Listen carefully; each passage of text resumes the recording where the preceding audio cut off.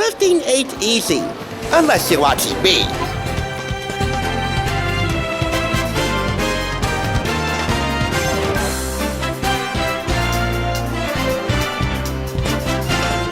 Welcome! You're watching the Thrift Store Rundown, bringing you a taste of America home on a budget on its 249th birthday.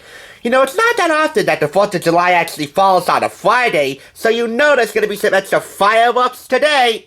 Around these parts, it's a tradition to add some fireworks of flavor to your 4th of July menu. And although upon first glance, this might not be what you're looking for, considering its rather conservative hardcover, front and back, I assure you, beyond this lies some real, authentic regional cuisine. Some real American food. Restaurants, markets, and shops, plus favorite hometown recipes compiled by co-authors Burt Wolf and Andrew F. Smith. And you know Burt Wolf, right? He's quite the seasoned cultural and culinary journalist. You can learn a lot from this James Beard Award-winning and Emmy Award-nominated host of the long-running PBS travel series, Travels and Traditions. That's the show where he, and in later years his son Nicholas, scour the globe to study the sights, sounds, smells, customs, cultures, and yes, often, the cuisines of every place they visit. And in this case, they need no further than to explore the big backyard we call America. Particularly these 10 cities.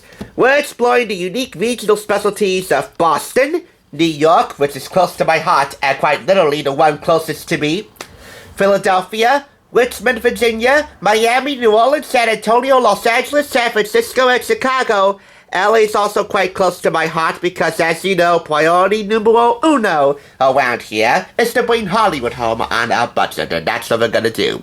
Right after we pay a visit to the Hollywood of the East, New York, New York. This was purchased from 2nd Avenue Thrift Superstore up in Union for $5.49 and retails here in the States for $35 and in Canada at $47. So, another tasty travelogue is in the books.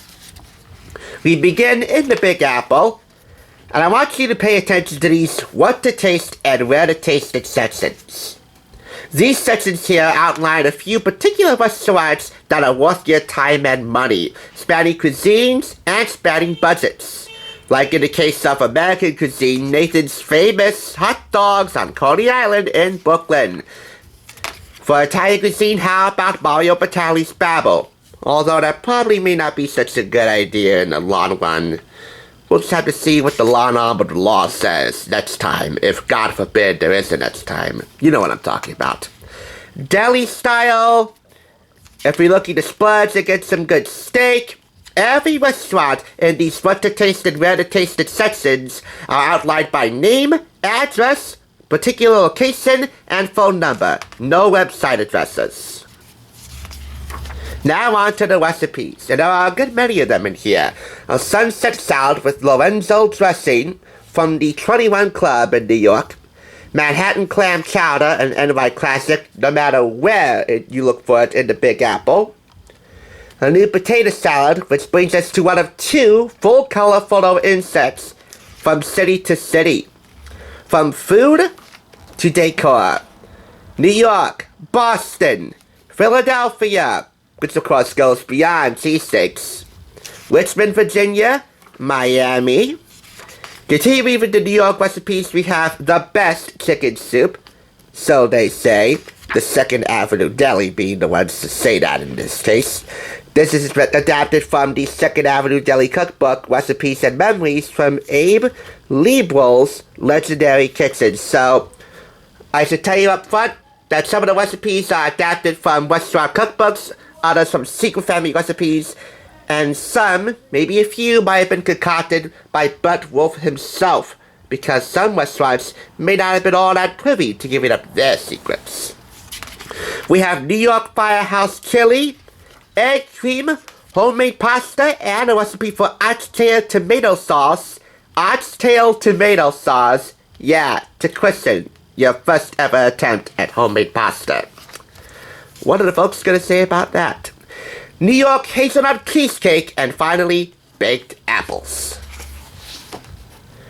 Here we have the next photo inset spanning New Orleans, San Antonio, and LA, with special attention to Bob's Big Boy, a Los Angeles original, and LA powerhouse, and fellow LA powerhouse Wolfgang Puck catering another Academy Awards ceremony, with some many, I assume, edible, chocolate, golden-wrapped Oscar statuettes. As you know, he's famous for catering the Oscars party, the Governor's Ball, the after party, every year.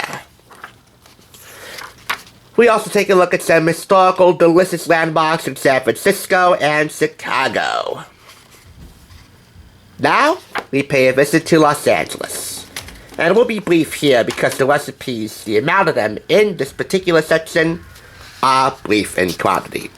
Caesar salad with garlic croutons, along with some historical food tidbits and trivia facts like garlic and the vampires, breaking down in this little brief square here, a story about how garlic really does keep vampires away.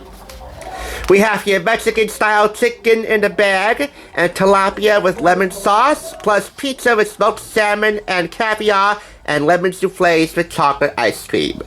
The narrative of the book and each and every city featured in it goes a little something like this. You'll find out how the ethnic diversity of the city, along with its regional flair, inspired every restaurant's menu and history itself.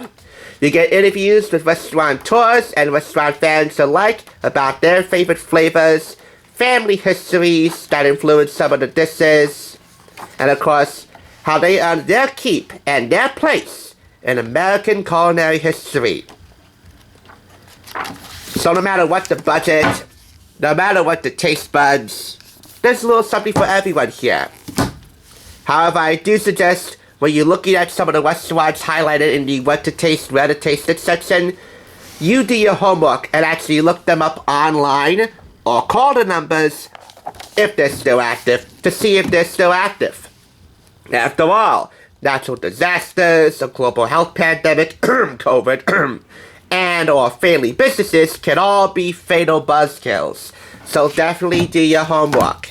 And if you can do that, well then, you got some real American grub to look forward to in here.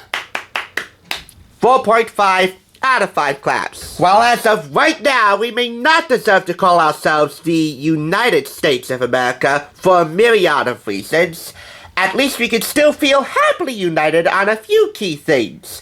Our love of food, family, and of course, fireworks. This, if you can keep up with the times, is sure to be a howling delicious time for you and yours.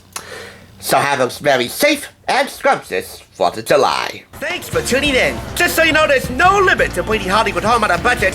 Please go ahead and check out another awesome review like this one by clicking here, and make sure you subscribe by clicking here. Until next time, I'll catch you, as I always do, on the thrift side.